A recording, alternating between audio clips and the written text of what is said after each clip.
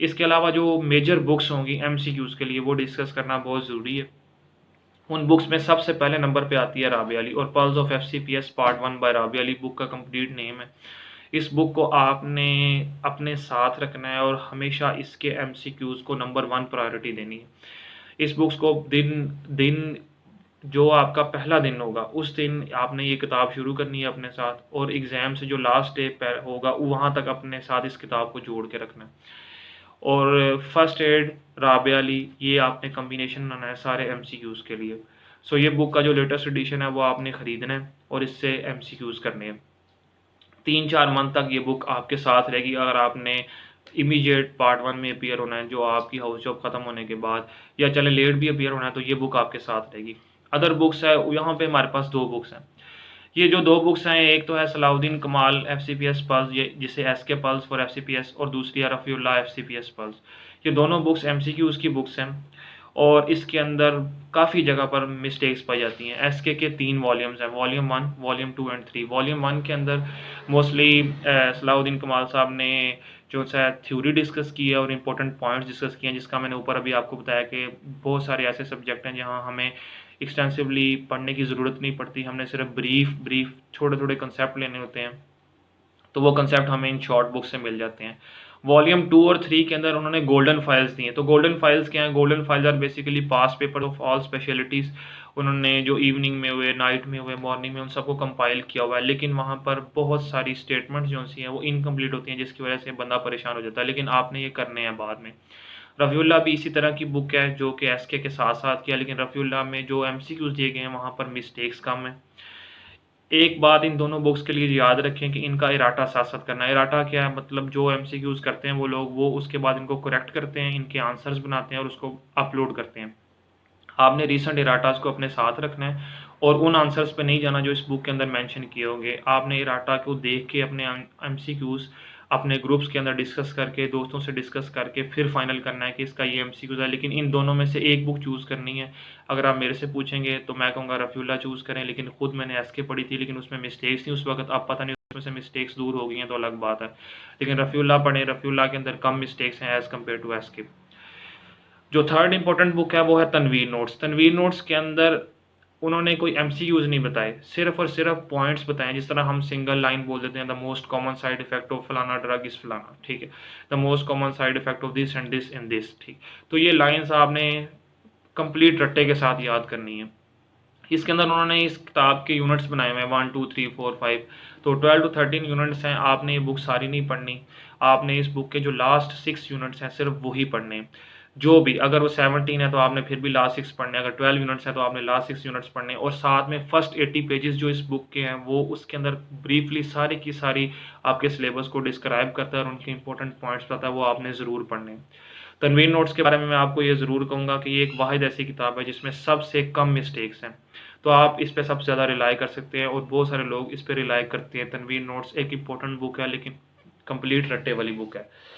Tanveer notes के बाद जो हमारी एडिशनल बुक्स आ जाती हैं वो है आसिम एंड शुएब एमसीक्यूज़ की book for surgery, medicine and gynaecology. मैंने ये बुक नहीं पढ़ी थी, इसका थोड़ा सा पोर्शन पढ़ा था, वो तो as compare to Rabia Ali MCQs और दूसरे एमसीक्यूज़ हैं उससे मुश्किल था।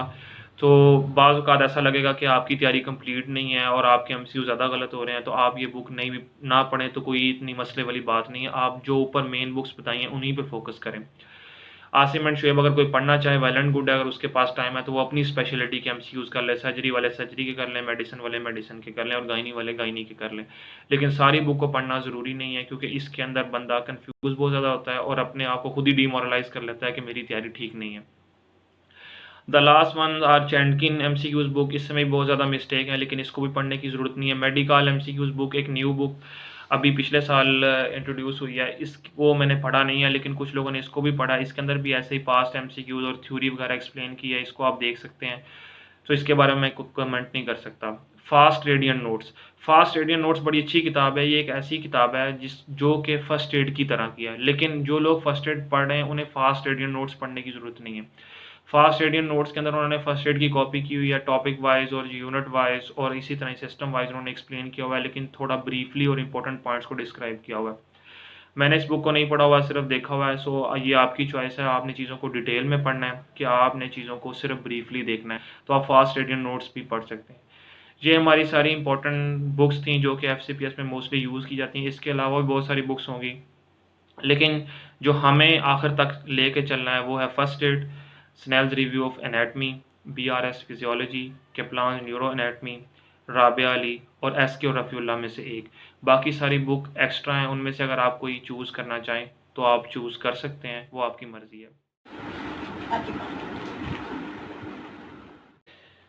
हम अब वीडियो के सेकंड पोर्शन की तरफ चलते हैं। इस वीडियो का जो सेकंड पोर्शन है वो है syllabus for FCPS part 1। FCPS part 1 का जो सिलेबस है वो आपको समझ लग गया होगा। उसको हम दो पोर्शंस में डिवाइड कर लेते हैं, मेजर टॉपिक्स के अंदर और माइनर टॉपिक्स के अंदर।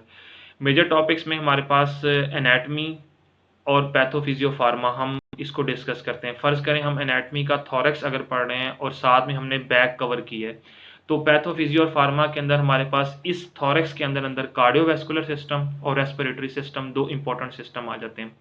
फिर हम एनाटमी में अब्डोमेन और पेल्विस पढ़ते हैं, उसके अंदर हमारी फिजियो, पैथो और फार्मा का जो सिलेबस आता है वो गैस्ट्रोइंटेस्टाइनल सिस्टम, यूरोजेनिटल सिस्टम, जिसे हम रीनल सिस्टम और रिप्रोडक्टिव सिस्टम भी कहते हैं। थर्ड एनाटमी का जो हमारा पोर्शन है वो हेड एंड नेक और न्यूरो एनाटमी है। तो हेड एंड नेक और न्यूरो एनाटमी के अंदर जो हमारी फिजियो पैथो होगी वो न्यूरोफिजियोलॉजी और स्पेशल सेंसेस होगी। इसकी हम फार्मा, पैथो और फिजियो पढ़ेंगे। Other systems included in anatomy, जो ऊपर पोर्शन बताया, उसके अलावा जो एनाटमी के पोर्शन है उसमें हमारे पास नंबर 1 पे आता है अपर लिम्ब और साथ में लोअर लिम्ब। इसके साथ ही other system included in physiology, pathology and pharma is endocrinology, haematology and oncology, musculoskeletal and connective tissue system and skin. ये हमारे थे सारे के सारा मेजर पोर्शन। इसके बाद हम माइनर सब्जेक्ट्स की बात करते हैं। तो माइनर सब्जेक्ट्स जिस तरह हमने ऊपर बताए हैं, बायोकेमिस्ट्री है, माइक्रोबायोलॉजी है, इम्यूनोलॉजी है, जनरल पैथोलॉजी है, जनरल फार्माकोलॉजी है, embryology, histology, behaviour sciences and biostat. इस वीडियो के अंदर मैंने आपको सारी बुक्स के बारे में बताया कि कौन कौन सी बुक्स हमारे लिए पढ़ना ज़रूरी है एफसीपीएस पार्ट 1 के लिए, और एफसीपीएस पार्ट 1 का सिलेबस क्या है। नेक्स्ट वीडियो के अंदर इंशाल्लाह आपको प्लान बताएंगे कि 4 मंथ प्लान के अंदर आपने एफसीपीएस पार्ट 1 कैसे करना है, 3 मंथ्स प्लान के अंदर आपने पार्ट 1 कैसे करना है, और वो लोग जो साथ साथ पेरिफेरी में जॉब कर रहे हैं उनके लिए कितना टाइम होना चाहिए कि वो रोज़ाना अपना इतना टाइम इस बुक को दें और उसके बाद वो पेपर में अपीयर हो सकें। So best of luck for all guys, thank you for watching this, so stay tuned for next video.